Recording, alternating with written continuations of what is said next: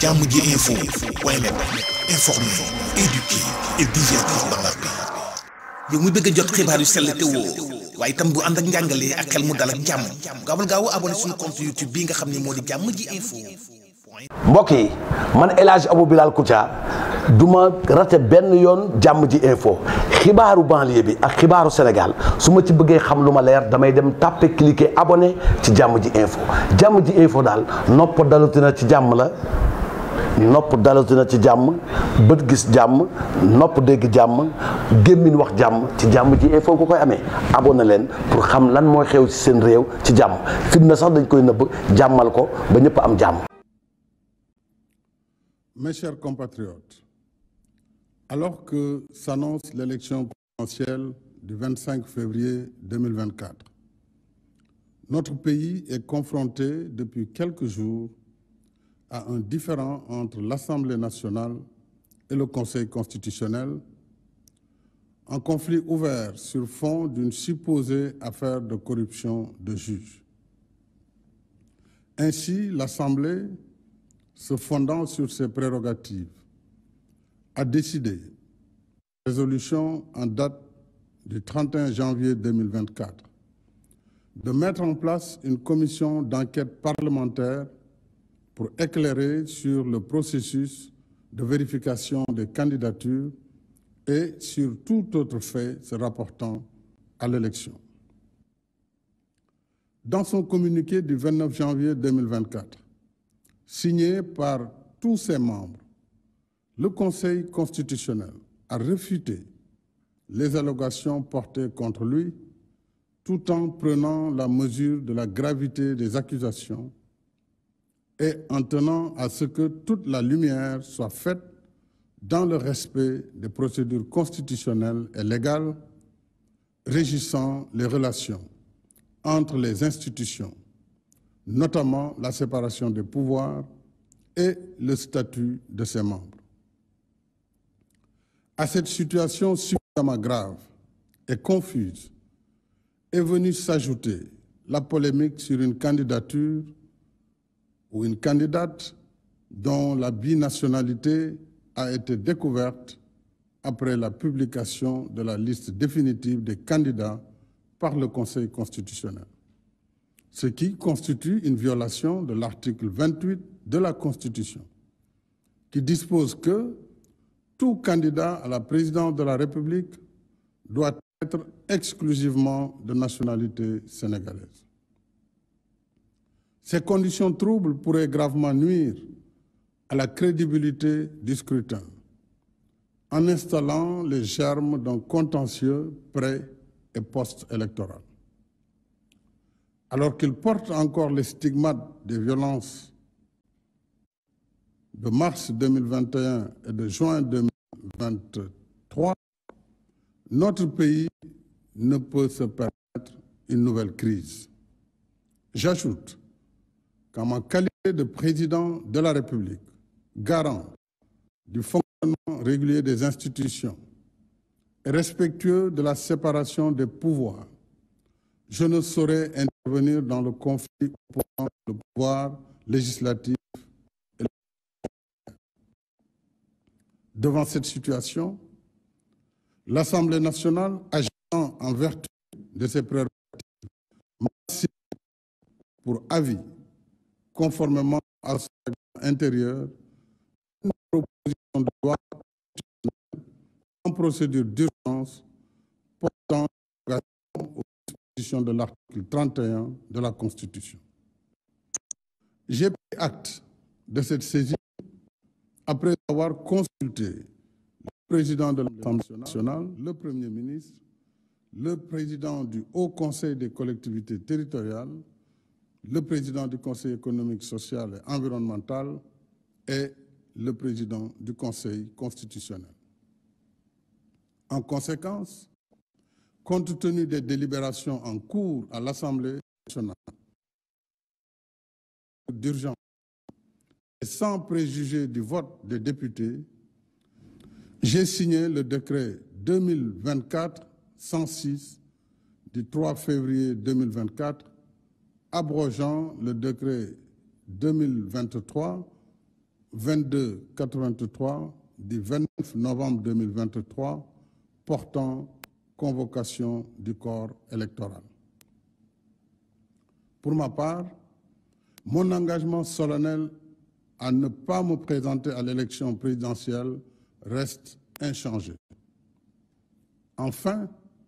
j'engagerai un dialogue national ouvert afin de réunir les conditions d'une élection libre, transparente et inclusive dans un Sénégal apaisé et réconcilié. Vive le Sénégal, vive la République. mbokku Sénégal maa ngi leen di nuyu kenn ku nekk ci turam ak santam di leen xamal ni waxtu bi may wax ak yéen ñu ngi séentu élection bi fal président de la République ñu jàpp ko ci ñaar fukki fan ak juróom ci weeru février ci at mi ñu nekk fan yi yëpp nag réew mi am na lu bare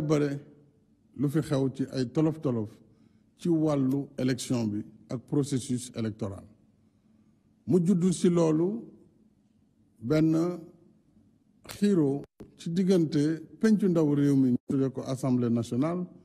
ak tribunal bi nga xam ne mooy tribunal bu kawe bi ñu tuddee conseil constitutionnel te moom moo war a saytu élection bi moo ko war a contrôler ñaari féewaloo yooyu nag ci diggante ñaari institution yu mag dafa andi lu bari lu mu andi ci réew mi ak ay jafe-jafe ci wàllu élection bi ndax andi na xel ñaar wala boo xel mu tey selon ñi nga xam ne dañu jàpp ne nañu saytoo seeni mbir jaarul ci yoon ginnaaw loolu assemblée nationale bi jàpp ne donte am na loo xam ne jàpp nañ ne leerul wala sax wax nañ ba tudd wàllu ger du ñu ne am na waaye nit ñi wax nañ ko jëmale ko ci tribunal bu mag boobu ak ña sa nekk wala ñenn su ña sa nekk muy loo xam ne lu doy waar la lu Sénégal mosul xam assemblée nationale woote ci bésum fanweeri fan ak benn weeru janvier bi ñu nekk taxawal commission buy def enquête ñu tuddee ko commission enquête parlementaire ngir war a mën a leeral ni nga xam ne noonu la mbir mi doxee ca biir conseil constitutionnel ba ci wàllu candidature yi kan moo war a jàll ak kan moo war a jàll loolu nag ba mu amee conseil constitutionnel itam bi nga xam ne charte réew mi daf ko jox ay pouvoir ci wàllam moom it bind na bataaxalam ñoom juróom-ñaari juge yi nga xam ne ñoo ko séq wane ne conseil bi dàq na kàddu yooyu ñu yëkkati ak tuuma boobu ñu yëkkati jëmale ko ci ñenn ci ñoom te it wane nañ ne lépp lu ñu liggéey ñoom ci yoon lañ ko teg waaye bëgg nañu tuuma yooyu ñu leeral ko leeral boo xam ne it dafay respecter charte réew mi respecter it lii ñu tuddee séparation des pouvoirs mooy pouvoir bu si ne yoon moo la jox say prérogative say dogal ak fi nga xam ne fa nga war a yem waaye keneen tam mën a ñëw dugg ci loolu nag bi mu amee te lépp jëm ci élection bi mu am leneen lu ci yokk depuis barki démb lu ñëw gën a teeyal xel yi muy ñu gis ne candidat kat si ñu jàppoon ne ñoom ñoo war a dem ci jongante bi am na ci koo xam ne ndekete yow moom am na beneen nationalité kon li constitution bi wax ne képp kuy wut réew mi waroo am beneen nationalité bu dul bu Sénégal gis nañ ne kon loolu tam nërmeelu na ci cas bi nga xam ne moom la ñu gis barki démb te may fàttali ne mu amoon candidat buñ ci génnee ndax waxoon ne dafa am ñaari nationalité yooyu nag mooy li nga xam ne moo fi xew te nara indi jiixi jaax ci élection bi ni mu tëddee nga xam ne dafa war a nekk élection boo xam ne dafay leer te ñu ànd ci loolu bi loolu amee assemblée nationale toujours ñëwaat na bind ma bataaxel ni nga xamante ne noonu la ko seen charte waxee ñu tuddee ko règlement intérieur xamal ma ne kat benn groupe parlementaire déposé na beneen loi bu bees proposition de loi la buy bëgg soppi benn article bi nga xam ne mu ngi jëm ci wàllu date élection ñoom assemblée nag bu ñu amee sañ-sañ boobu tam faaw ñu laaj jël bataaxal yëgal président la fay xew bi ma jotee bataaxal bi dajale naa consultation seet président assemblée nationale ñëw na seet si moom ma waxtaan ci ak moom waxtaan ci ak premier ministre waxtaan ci ak présidente bu haut conseil bu collectivité territoriale waxtaan ci ak président bu conseil économique social et environnemental waxtaan ci ak président bu conseil constitutionnel ndax booy xool ginnaaw cour suprême muy tribunal ñooñu ñooy constitution ñooñu ñooy institution yi nekk ci biir réew mi ginnaaw ba ma waxtaanee ak ñoom nag wax naa assemblée ne dégg naa li ngeen wax jot naa seen bataaxal kon seen liggéey mën ngeen ko continuer ginnaaw nag ñoom assemblée ñu ngi toog jamono ji di saytu ak dugg ci procédure jël naa décret bi nga xam ne moom mooy ajandi décret bi woote woon ne élection bi le 25 la doon décret boobu jël nañ ko tey mu nekk décret bu ñu signé tey ji ci bés bi ngir ajandi ba xam assemblée nationale lan moo fay génnee ginnaaw bu ñu paree seen liggéey li ma ci bëgg a yokk nag mooy mbir mi nekkuloon lu ñu sóoraale newuloon li ñuy xaar waaye may feddali kàddu ya ma yëkkati woon fii ci seen kanam ci ñetti fan ci weeru juillet at mi ñu génn daaw di xamal leen ne élection bii di ñëw fas yéene wu ma nekk ci candidat loolu dama koy biralaat tey ji te ci gën a taxaw bu loolu weesoo it wala di xamal ne dina ubbi jaar bu bees boo xam ne bu lu dul yàgg ngir réew mi ginnaaw jafe-jafe yi ñu dund at yi ñu fexe ba dajale réew mi ci jëm ci élection boo xam ne bu leer lay doon élection boo xam ne tam dinañ ko ubbi ba du am benn xàjjale dinañu waxtaan ci kujje politique bi ba nga xam ne tam lépp li ñu war a wut ngir nu ñuy séparer candidats yi nekk loo xam ne ñëpp dinañ ci ànd loolu dina permettre itam réew mi ñu apaiser ko maanaam indiwaat fi jàmm ju gën a yaatu ba lépp luy jafe-jafe lu jëm ci wàllu jàmm ak ci wàllu ay jafe-jafe ñu dindi ko te lu dialogue bi moo koy def kon loolu waa bëggoon itam xamal leen ne dinaa ko tolli fan yi di ñëw ndax lépp lu ma yitte rek mooy Sénégal ci jàmm nekk ci sutura ngir suñu réew mën a jëm kanam maa ngi sant ñëpp di gërëm wasalaam. Jàmm ji info point net informer, éduquer et divertir dans la paix.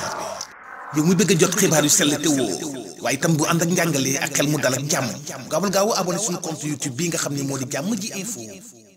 mbokk yi man El Hadj Abou Bilal Koutia du ma rate benn yoon Jàmm ji info xibaaru banlieue bi ak xibaaru Sénégal su ma ci bëggee xam lu ma leer damay dem tàppe cliquer abonné ci Jàmm ji info Jàmm ji info daal nopp dalutina ci jàmm la. nopp dalatina ci jàmm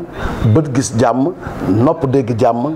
gémmiñ wax jàmm ci Jàmm ji info ko koy amee abonné leen pour xam lan mooy xew ci seen réew ci jàmm fitna sax dañ koy nëbb jàmmal ko ba ñëpp am jàmm